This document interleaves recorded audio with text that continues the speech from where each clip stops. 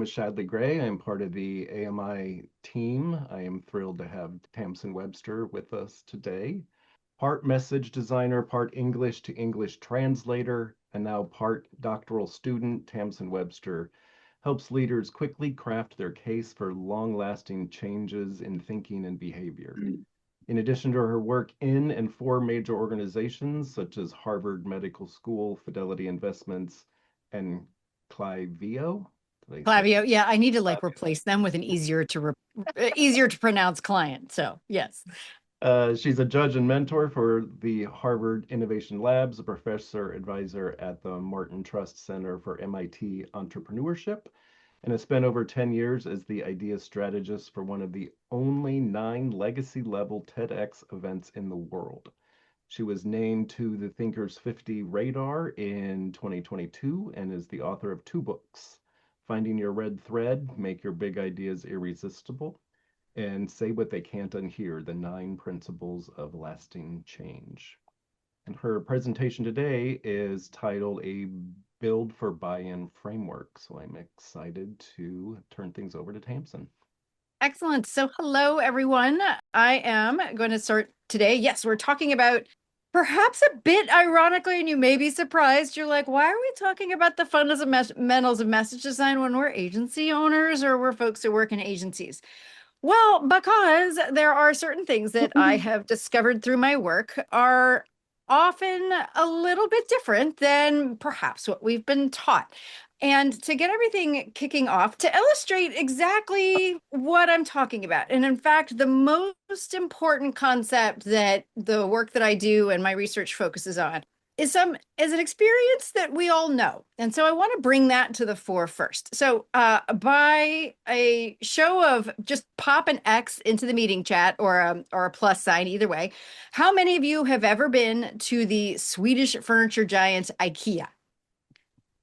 All right, nice, nice, nice. Okay, lots of X's there. All right, now follow-up question. You can decide how many X's are appropriate for how often this has happened to you, but I would like you to again put an X in the meeting chat if you have ever left IKEA with something you did not intend to buy. All right, let's see what, yes. Oh, yes, yes, yes. This is a very familiar experience for many of us. And you would not be alone. A researcher out of the University College of London has found that 60% of purchases at IKEA are unplanned. Now, I want you to think about that for a minute, because this is where it does connect to you and the work that you do in your agencies, because this is a time where somebody walks in someplace, has perhaps a set plan about what they're going to do, and then by the time they leave, they have gotten not only what they planned on getting, but 60% of more stuff that they were probably introduced to for the first time, which means there wasn't time for a lot of customer testimonials and explainer videos and strategy plans, et cetera, all of those kinds of things. It meant that something happened very quickly. Now, for those of you who have experienced this, if somebody, asked you why, as you were wandering those mazes of the fnorks and the slumples and the splanks, why it is that that fnork was meant for you, you probably said something like, well, we need it and it's cheap, so why not? But when someone says, well, why do you need it? You may have said something, ditto for Costco. Yes, I'm with you. You may have said, well, I want it, or there's so much of it, or it's so cheap. Whatever it is, you came up with something in the moment that made sense. But I want you to think about for a moment, what kind of sense did it make? Was that a rational case? Is that does that actually really make sense? Well, it was cheap, therefore. Or like when I was growing up, my thing that I heard my mother say often was like, well, it was on sale, so it saves money. I'm like, but you spent money. Now, the distinction here is really important because in ways that I think other folks don't see quite as often, there really is a big difference between what is a rational decision and what is a logical one. So we may, in the moment, decide to do something, and if pressed, we may give an answer, but that answer doesn't stand up to rational tests. But it does actually follow a form of logic. And this is the important distinction we need to understand, is that fundamentally humans, whether they are your team members, your bosses, your colleagues, your clients, their clients and customers, we will all follow internal logic about things making sense, even if the sense they make doesn't make any sense to anybody else. But that concept is really critical when it comes to a question that we are all working on together, which is how do we build buy-in for change? A change in thinking, a change of behavior, a change of agency, a change of direction, a change of initiative, a change of approach. Fundamentally, this is at the core of like, how do we get people or create the conditions in which people put themselves on board with a new direction, whatever that might be. Now, just to be clear, what I mean by buy-in is the state where somebody believes enough in something to act on it from their own volition, not just because there are kind of external things that come from it, but because it feels right to them. It makes sense to them. Again, both the kind of like intuitive sense and intellectual sense. And that's critical, of course, because again, as agency owners, where you're often doing this work on behalf of other people as well, a lot of times it's about thinking about how do we get their hearts and minds invested enough so that their money follows. Now, that's not always the case, but we can also think about kind of the resource investment as time and effort as well. But none of that happens unless we've gotten certain key ingredients into this message in the first place. Now, there's lots of different ways to think about it. You all are experts in messages that get people's attention and get people to act. But I like to summarize it this way, that there's really three primary ingredients that we need. We need to get their interest. They need to understand once they're interested. And fundamentally, they need to agree, whether that's consciously or unconsciously, that this new direction makes enough sense that they're going to put their time, money, effort, reputation behind it. Now, that's all known, but the question is, okay, fine, how do we do that? And everyone's got their own approach, I know. But one of the keys that I have seen, and part of the work that I'm doing right now, is to understand that the answer, so I'm just telling you up front, the answer to how do we build buy-in for change, how do we get people to adopt or create the conditions to adopt something new, comes down to this. We need to build a case for that change with things that they've already bought into. In other words, with things that they already believe.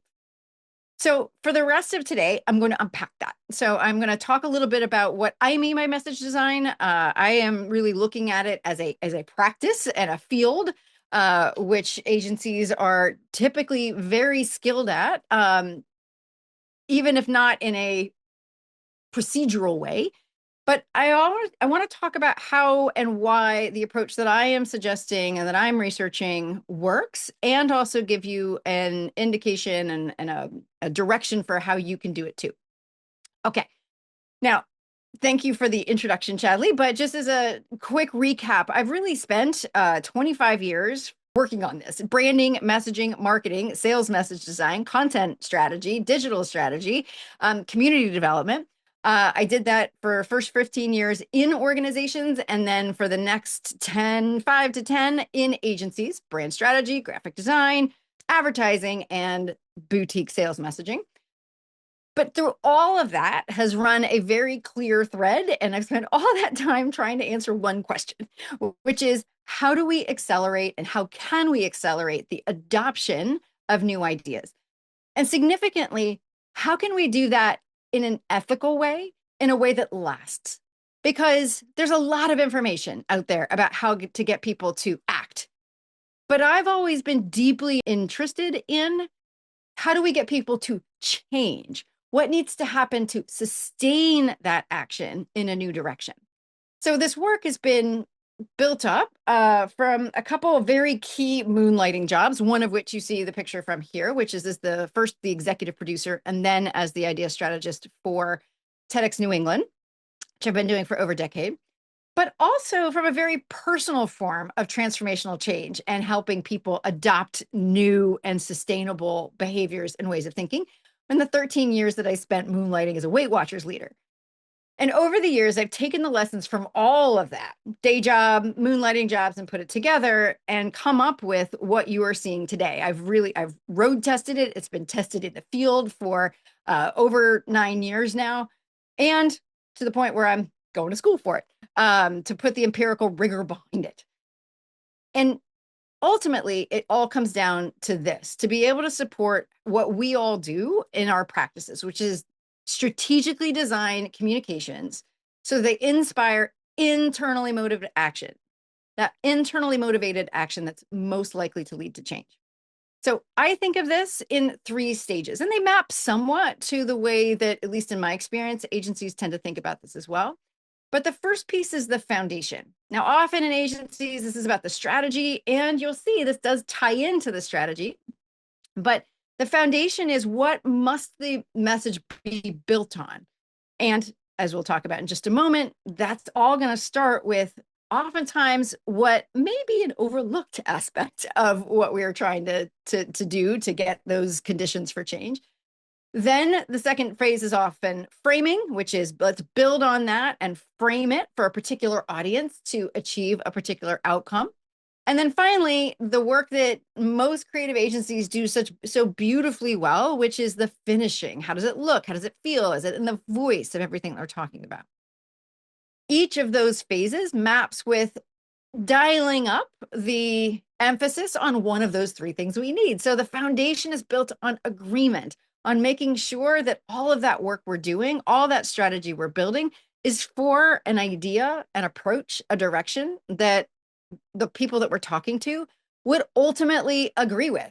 Because if they wouldn't, we might just be wasting our and our clients' time.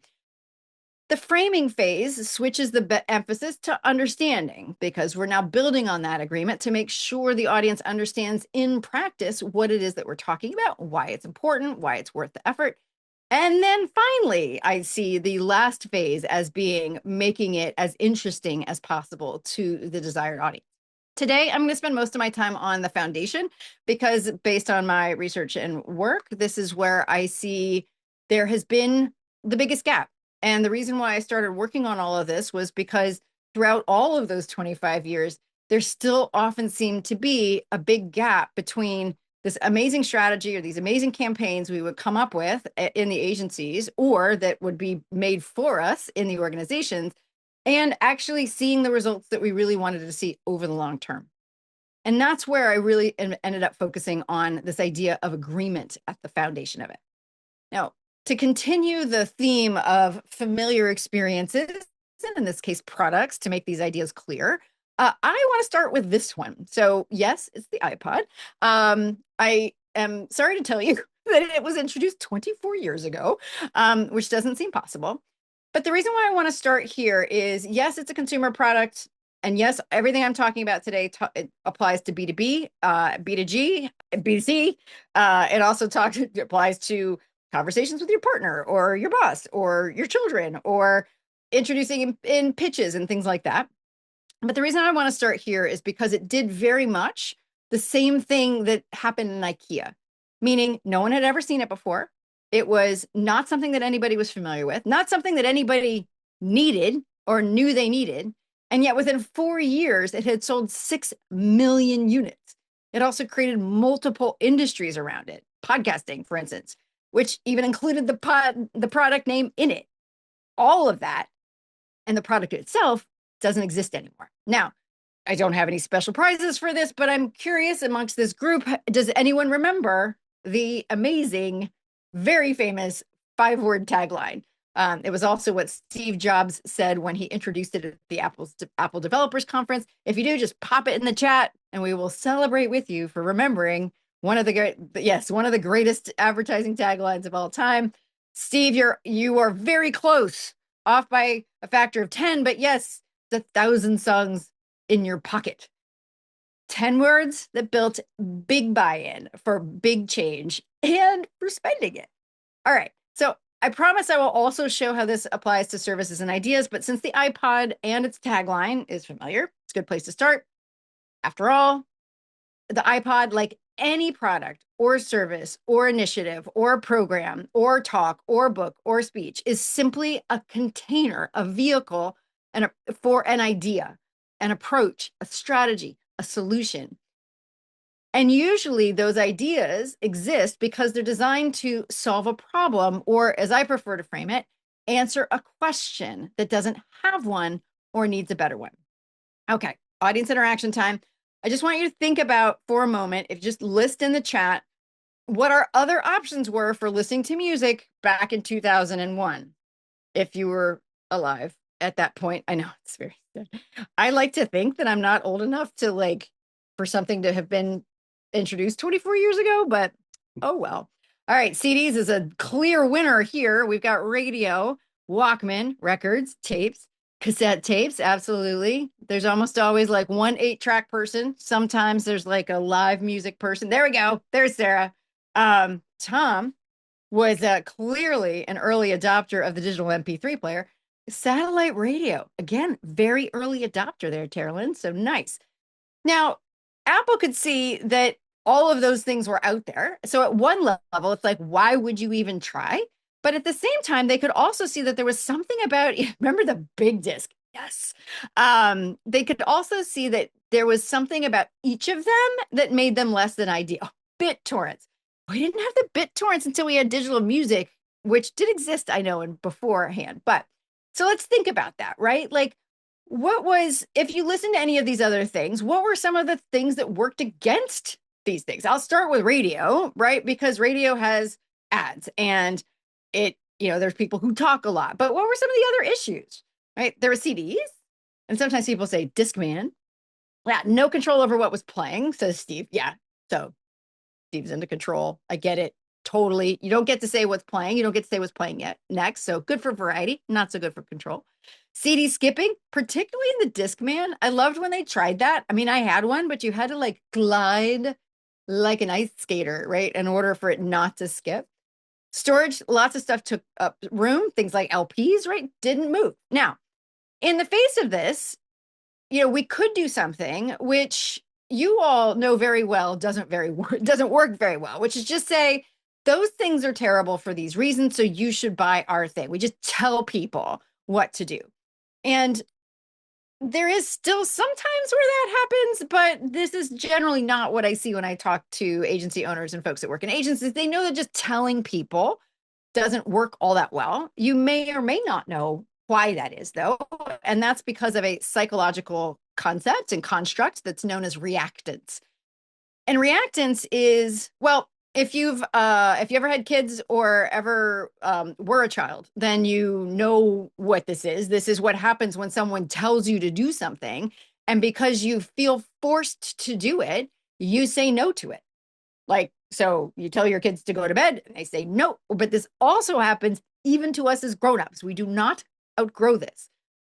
And what happens is because we feel forced into a choice, and it can happen even if someone just says buy now, then we feel like we've lost a little bit of agency. And what's fascinating is in order to regain that sense of control, research shows that people will say no to even to things they would otherwise have said yes to, just because someone told them to do it. So, I mean, you all know this, but because of like when you're presenting a new initiative or a new direction to your clients, like you're not saying you should go with this one. You know that doesn't work very well. But the thing is it gets done to us a lot. Now, sometimes people will ask, well, why should I do this? But then often what happens is we still tell them, we just tell them a lot more. And typically we tell them a lot more details about all the stuff. Now, like if someone didn't know what an iPod was, and instead of saying 10,000 or 1,000 songs in your pocket, they said, well, it's a portable media player with 10 gigabytes of storage, and it has a 2-inch grayscale LCD with an LED backlight.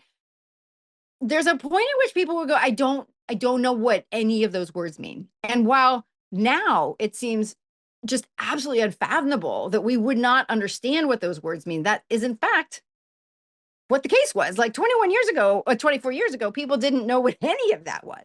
So I like to call this the feature flood. And one of the reasons it doesn't work is because it's really just it's just another version of saying, our thing is better, our thing is better, our thing is better, but we're still not giving them a reason, like reasoning, like a rationale, like a case for this. Now, the other side of this is what I like to call the benefit bomb, where it's just where we like just focus on other aspects of the outcome or like or the problem they're trying to solve or the need they're trying to meet. But if we've ever been on the backside of either of these things, they don't feel awesome. And like, say, anytime you've ever tried to cancel your cable, where they're like, well, you could get X, Y, and Z. And you're like, I do not care. So the issue is here is that what we're trying to do, and one of the things that's so important with all of this, is that we've got to understand that it isn't just about information, it's about alignment. And it's about how a lot of this feels to people, but not necessarily how it feels in a way that we've often traditionally thought about. Because here's the thing. One of the reasons why it's so important for us to think about what's really going on when people make these decisions is that when presented with a new idea, and I think a lot of you already know intuitively, people will resist losing what they value in what they're doing right now. So even if we give them all the reasons in the world, all the features in the world, all the benefits in the world, it doesn't happen and they won't just cross over to where we are and do it because to them, the gap between what they're doing now and the questions that they have, even if it's not ideal, and what we're offering them, that gap isn't empty. They see a lot of risk there. It's filled with like monsters, real and otherwise to them. So, which thanks to Nobel Prize winning economist Daniel Kahneman, you probably already know as loss aversion prospect theory. It's very powerful. People would rather sacrifice something that they don't yet have than something that they already do. So again, when it comes to message design, something that we know instinctively is that if somebody already has a thing, if it's already working well enough, if it already makes sense to them, they don't want to lose it.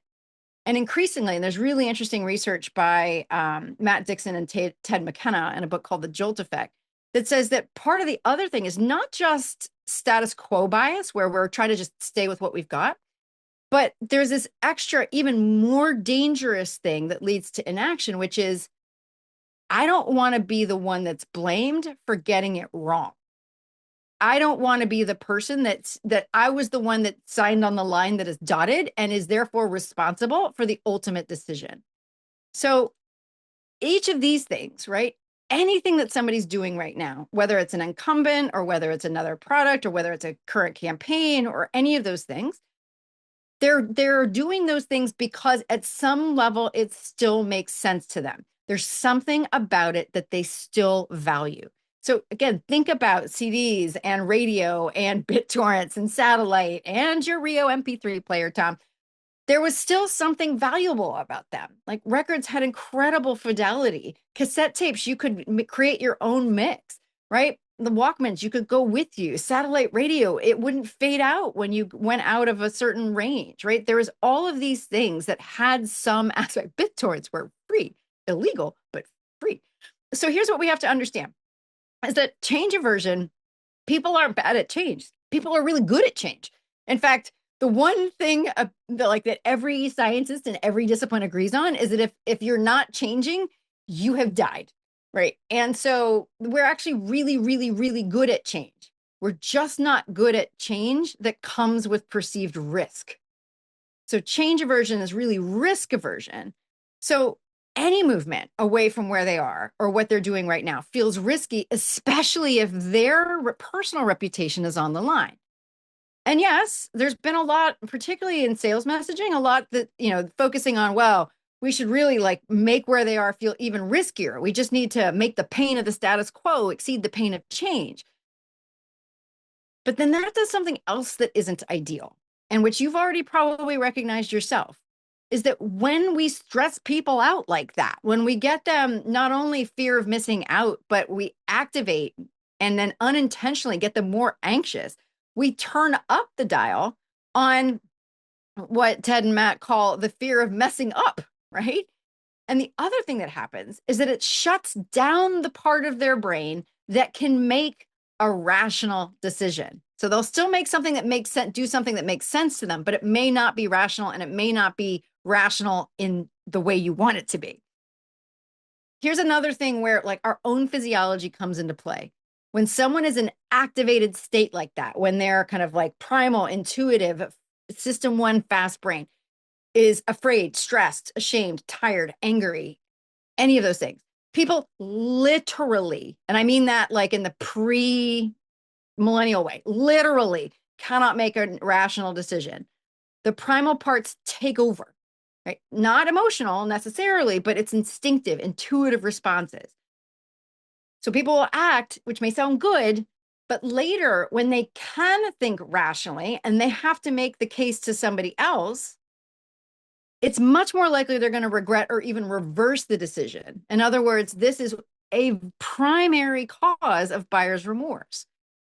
Not to mention that think about the people whose business to create lasting change, right? Like therapists and things like that. I mean, do they try to make the pain of the status quo worse and make those people feel bad for whatever we're doing right now? No. So we know that. And you know that. But you also know that the reason why we do that is because it does work in the short term. It is the ally of quick, but irrational, illogical sometimes action.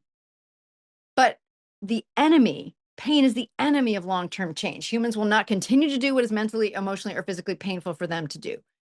So, again, this is part of why we do it, but increasingly, and I think you've seen this with some of the studies around trust in advertising and marketing and all of that, that people are increasingly aware of these techniques. And unfortunately, what this does is like the risk of fear is there, the risk of fear of messing up is there, but there is also this other thing that's happening that's triggering reactance as well.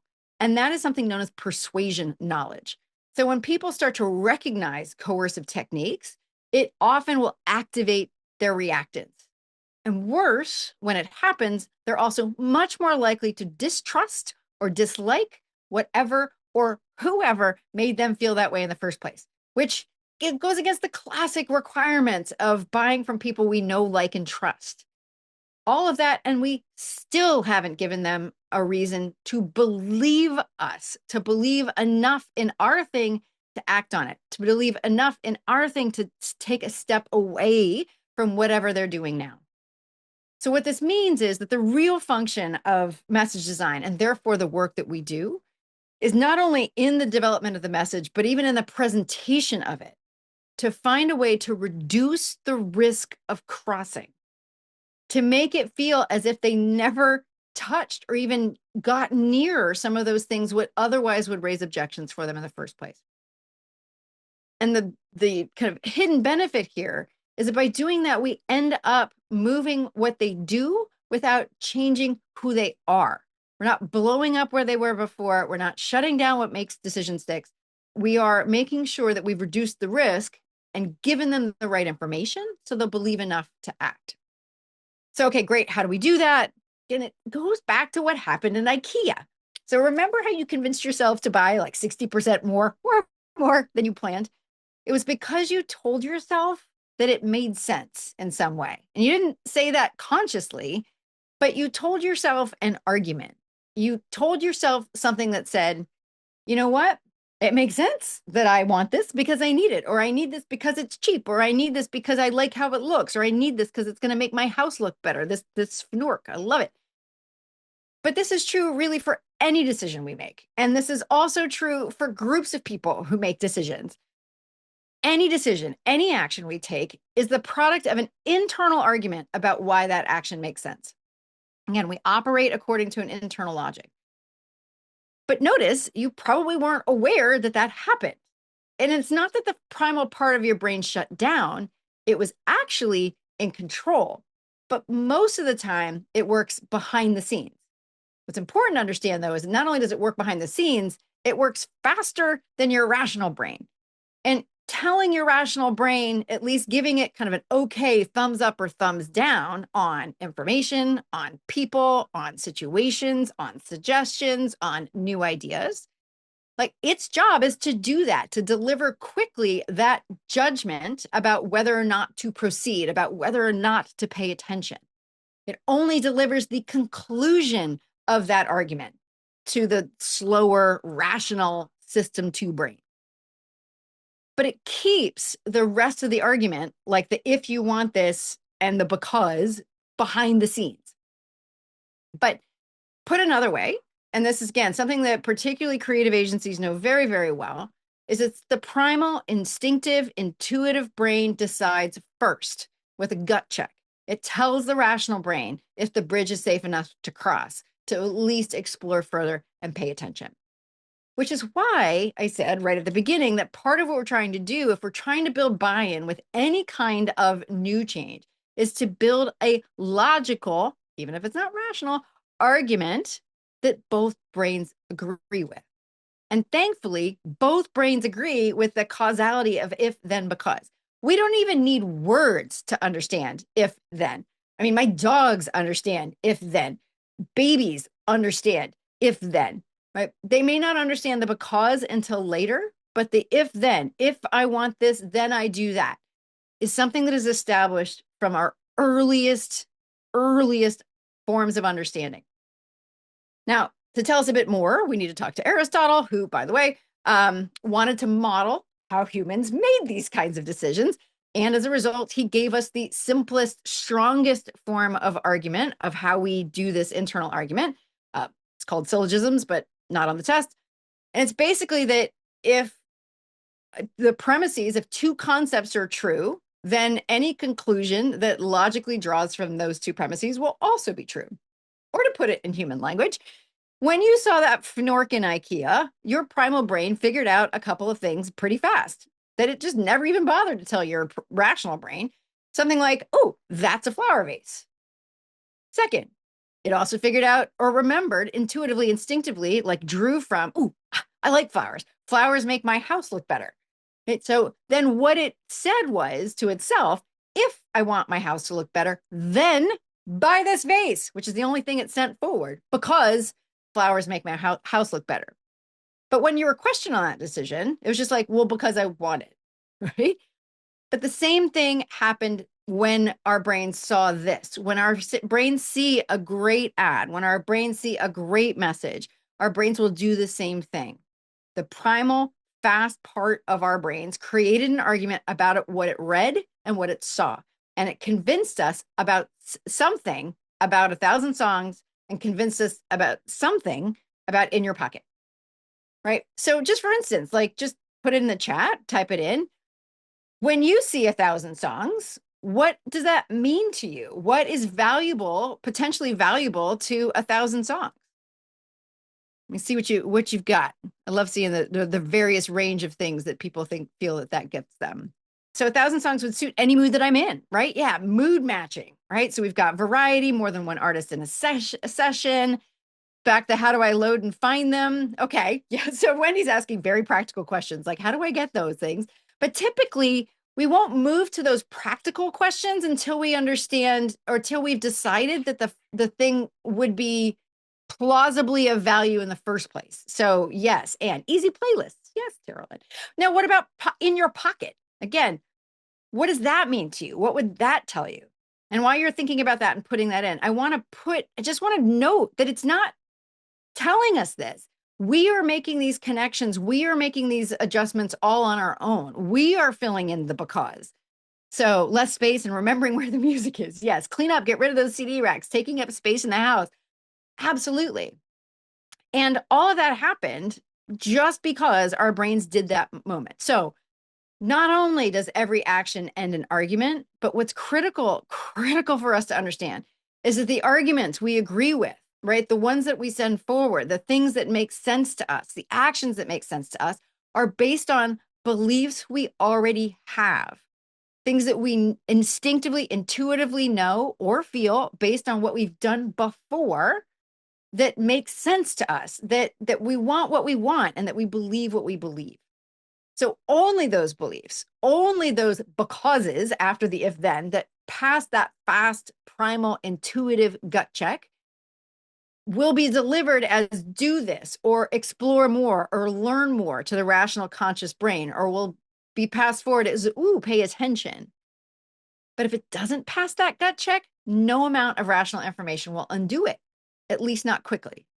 You may have noticed some of this going on the last, years.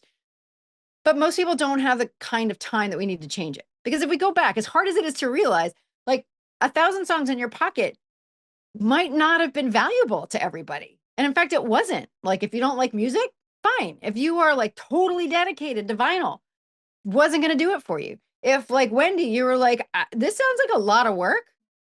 No, but it won't happen if like any of that won't start. Those processes won't start unless that kind of fast primal intuitive brain goes forward. So again, these are things that a lot of us know intuitively, but it's only until we make it explicit that we can act on it. So paraphrasing the psychologist Leon Festinger, the way I like to summarize this is we're not rational decision makers, we're rationalizing decision makers. And so when I say build an argument, what I really mean is build the rationale that somebody can tell themselves and somebody will tell themselves, or that somebody hears and that it makes sense. And it makes sense because it's built on beliefs they already have, things that they already want, and on things that they already believe to be true.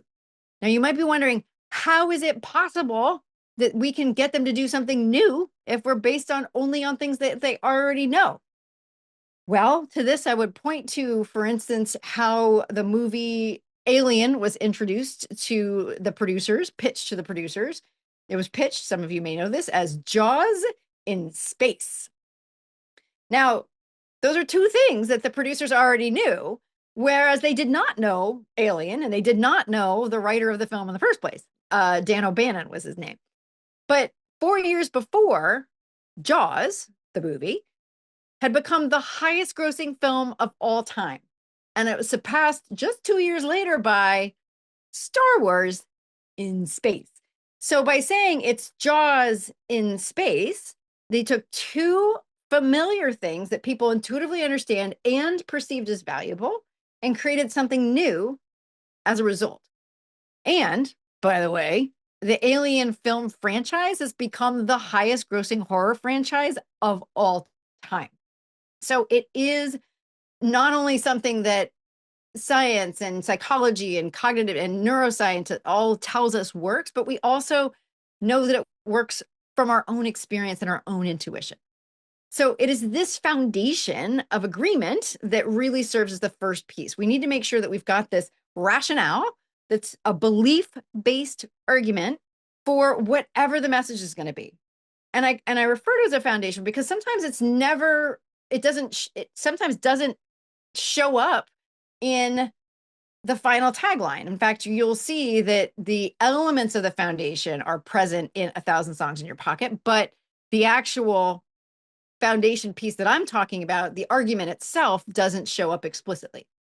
But what I've seen in my work and what my research is working on is to say, how do we make that rationale explicit and what works about that when we do it? So the product of this foundational phase and what I have seen with the folks that I've worked with and the clients and the agency I've worked with is that when we establish this belief-based argument as the foundation, every other phase of message design becomes not only more effective, but also easier. Now, the core case basically just takes those four pieces that we talked about before, the if, then, because, adds an and because it goes back to Aristotle. But the core case, the product of this is basically saying, producing something that sounds a little bit something like, if you want a better way to carry your music with you, then make maximum variety as portable as possible, because the more of your library you can take with you, the better. And the smaller something is, the more places it can go. That's the rationale, right? And then, okay, the next logical piece, we'll talk about that in a minute. That's the next is, well, how do I do that? That's when you introduce the product, the idea, the change with the iPod. In a B2B argument, it's if you want the fastest way to reduce carbon emissions from shipping, then capture carbon on board, because captured equals contained and shipboard containment equals shipboard control. Now, this is the first time you've seen this one, but we're starting when, again, if somebody wants this outcome, then we're telling them the answer. But the because are things that most people would agree is true, even outside of this context. And one more, this is more of a service, an idea rather than an actual product or company.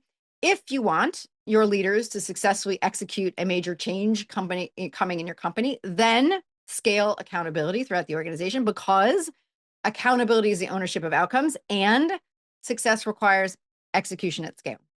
So that's the core case.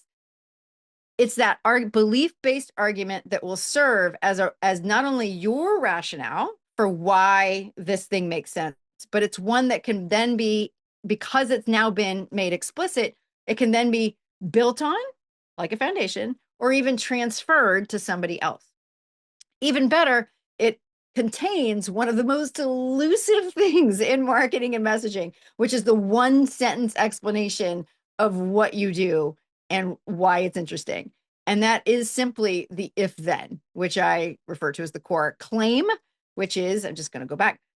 It's literally the position that you take on something. And a lot of times we talk about positioning, but we often do that without actually establishing explicitly what that position is.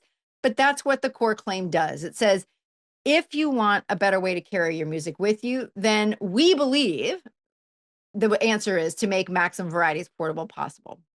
If you want the fastest way to reduce carbon emissions from shipping, then capture carbon on board. That's what we believe. We believe if you want to successfully execute a strategic shift, then scale accountability. That's the position that we take. So again, this may just be formalizing something that you all already do intuitively, but just to put a name on it, what we're doing is we're using the reasoning logic, right? Again, does not have to be fully rational. This is belief-based arguments. But by doing that, we are identifying why somebody would agree that this could be possible. And we're also identifying kind of the mindset of the audience that is actually potential, like qualified, would produce a qualified lead for something.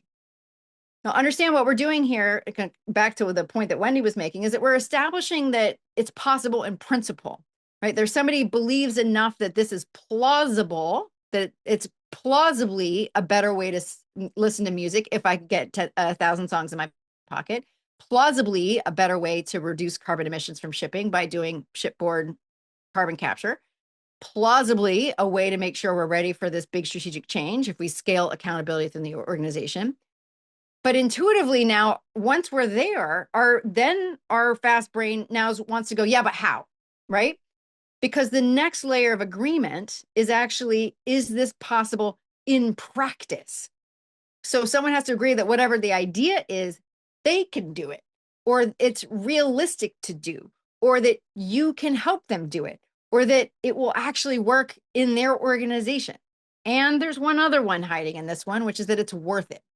So in order to do that, we need to build up a little bit more information there. So building on that agreement, we need to make sure that we've added enough to their understanding to finish out those three beliefs, which, based on my work and other research, people have to agree. They have to believe that those three things are true.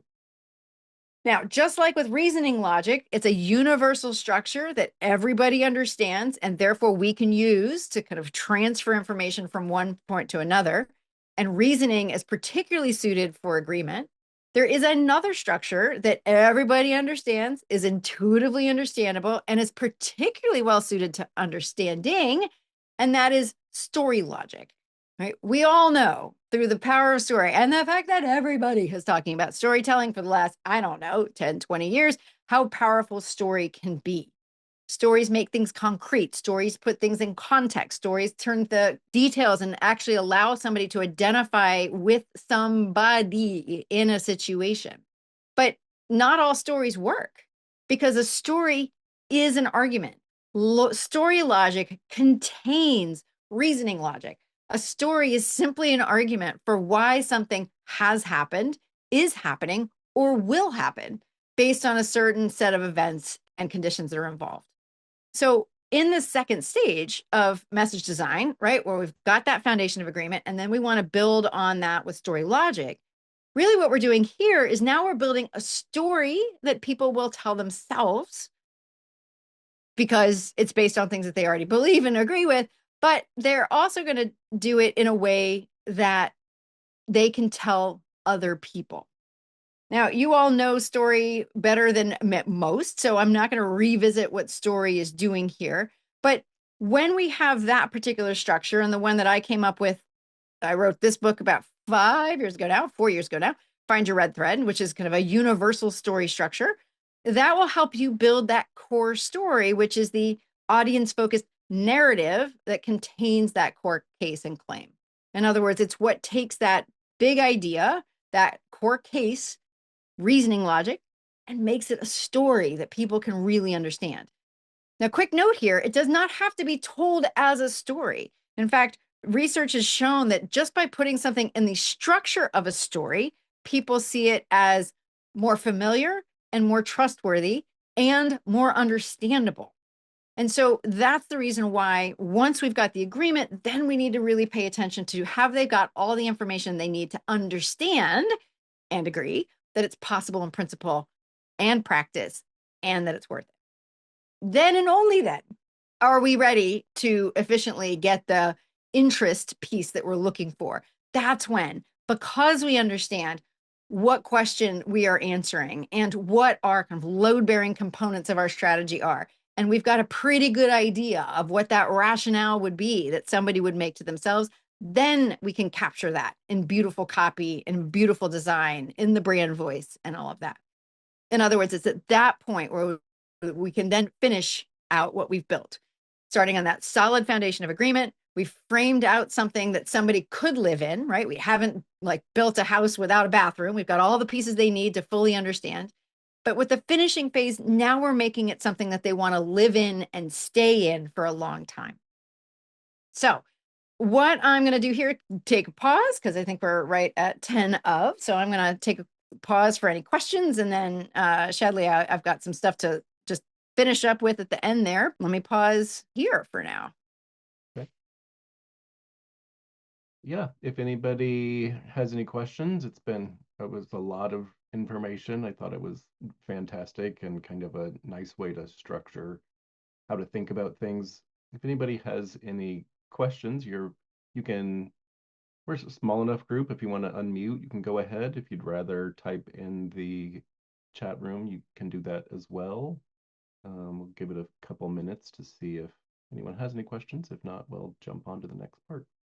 So one thing that I want to offer is that I have a worksheet that I am happy to share with everybody. And you can go to the worksheet I'll put this in the chat. If you go to getthehandout.com, probably my proudest URL purchase of all time, what that will take you directly to, not even behind an information wall. It's just out there because I believe strongly in this, is a worksheet to help you build this piece out. Because what you'll see in that worksheet, let me just see if I can find, yeah, okay, let me skip slide here. Up there it is. Let me get While you're looking, we did get one question. It Yep. said, what is a way we can integrate this into discussions with our clients while giving you proper credit for the Oh, content? thank you. I appreciate that. So I would say that one of the ways that you can talk about this with your clients. So let me just get this piece up real quick while you've got it. So you've got that on your screen. One of the things, so there's a couple different ways. One is you can consciously do it with your clients where it's a process, right? So I have seen this be very useful if you're trying to get as an exercise to build this together with a client, if you're trying to get the client on board with everything. The other thing is you can use it as an internal structuring device for your own information. So it's a great way, for instance, to kind of shortcut to strategy. Not with, not saying that all the discovery and all of that isn't worthwhile, but it helps really focus, particularly young strategists, on what are the kind of the key pieces that we need to pull out. Yeah, I am in the midst of getting this all written and published and all of that. But you can, I think the best way to integrate this with discussions with the client is kind of do a lot of what I did here, which is, listen, we've got two different brains going on, and we've got to make sure that, because we all know from even our own experience, that if we don't pass that gut check, it's not going to go forward. I mean, the best example I know from an agency is like all the strategy presentation in the world before the creative reveal is not going to convince a client to like a direction they don't like, right? And so like that is just a thing that they're always going to be there. So And so, but Olivia Studio, you're saying your biggest challenge is educating clients on why we do messaging strategy the way we do. This is a helpful tool. So I would say that the best way to capture the concepts here is actually my second book, which is this one, Say What They Can't Unhear, which is where I talk about the 9 principles of transformational change, which are all built into this process. So it's one of those things where everything from, every decision has a story to the deepest beliefs are hardest to shift. They can be a way to articulate what's different and why these approaches, even if they go against what they may have been taught from sales or whatever, actually work better because they're more aligned with what people know and do. The one thing I just want to show you about that worksheet is you'll see the core claim and the core case. The worksheet will also give you backup information about these components and how they come together to create it. So that is how. So thank you so much, Adley. I know we've got about 5 more minutes, but I'm also happy to answer more questions, do a big wrap up, whatever would be most useful. I think unless anyone else has any questions, we're just gonna wrap up. Thank you very much for joining us today. It was You're fantastic. And I welcome. hope You're welcome. helpful to everybody who listened. We'll be back in 2 weeks with our next webinar. Will be on monetizing newsletters. So hope you'll join us again in a couple weeks. And again, Tamsen, thank you so much for joining me and us today. It was, I think, some great takeaways for everybody. You're welcome. I mean, and if you want to kind of join the movement, I'm starting to build out the Message Design Institute very much as a community of practice. It's not, it's a place to gather and it will become a place to gather and share resources about really starting to move, or for those people who already want to move away from persuasion per se, and much more towards sharpening our ability to create alignment and identification with messages as the mode of change. And really that's really the key here, is that it's about how do we create a shared mental model for why something makes sense so that we can all act together in that. And that's something that can only happen through this kind of process of making our thinking and our feelings and our beliefs explicit. Mhm. And you're on all the socials, right? You're on, well, I I know am you're on on all the LinkedIn. socials. Yes. Yeah, I'm probably most active on LinkedIn, but yeah, I'm out there on a regular basis. I have a biweekly newsletter where I'm, frequently sharing like the kind of the beginnings of new versions of this and new ideas. Thanks to my doctoral program, it gets updated like daily with like, just as I find new pieces of information or I start to like new, additional research starts to fill in even more gaps. But yeah, I mean, the working title for the what's backing all this up is something I'm called communicative reasoning, very academic, but hopefully that also speaks to it. Basically, we're communicating our reasoning with other people in terms and concepts that they intuitively understand, so that we can speed to and really and create and engineer those moments of understanding, the moments of realization, those moments where we go, ah, this makes even more sense than what I'm doing now, and I don't have to feel bad about what I was doing before. Like that's a real key thing that we're trying to get this accomplishes for folks. So, Fantastic. well, thank you AMI for having me, and thank you all folks for sharing your hour. Appreciate it very much. Thank you, everybody. And we'll see you in a couple weeks.